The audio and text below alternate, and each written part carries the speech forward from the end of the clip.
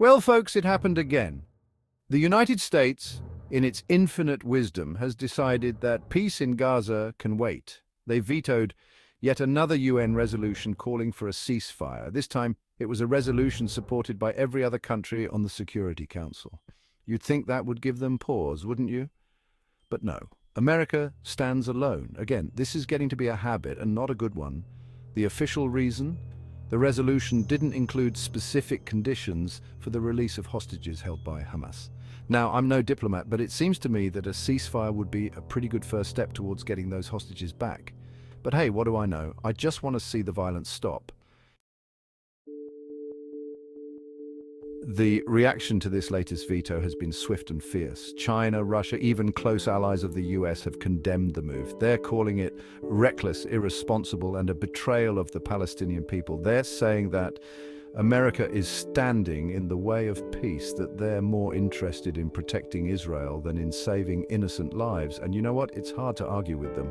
The US keeps talking about Israel's right to defend itself, and sure, every country has the right to defend itself. But what about the Palestinians' right to exist? What about their right to live without the constant fear of bombs raining down on their homes? This isn't just about politics, folks. This is about people, real people, men, women, and children who are caught in the crossfire. The humanitarian situation in Gaza is beyond dire. There's a shortage of food, water, medicine, everything. Hospitals are overflowing and people are dying because they can't get the help they need. The resolution that the US vetoed wasn't just about a ceasefire, it was also about getting aid into Gaza, about opening up humanitarian corridors so that people could get the help they desperately need. But America said no to that too. They said no to peace, and they said no to saving lives. Section 4, a crack in US support. Now, it's not all doom and gloom. There are some glimmers of hope, even in the US.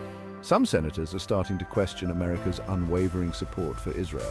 They're talking about putting conditions on aid, about holding Israel accountable for its actions. It's a long shot, but it's a start. It shows that people are waking up, that they're tired of the endless cycle of violence, that they want to see a different future for both Israelis and Palestinians. Section 5. Can the UN deliver peace with one hand tied? So, what happens now? Honestly, I don't know. The UN is supposed to be the world's peacekeeper, but what can they do when one of their most powerful members keeps throwing up roadblocks? It's like trying to put out a fire with one hand tied behind your back. One thing's for sure, this conflict won't end until America decides it's time for it to end. Until then, the people of Gaza will continue to suffer and the cycle of violence will continue to spin.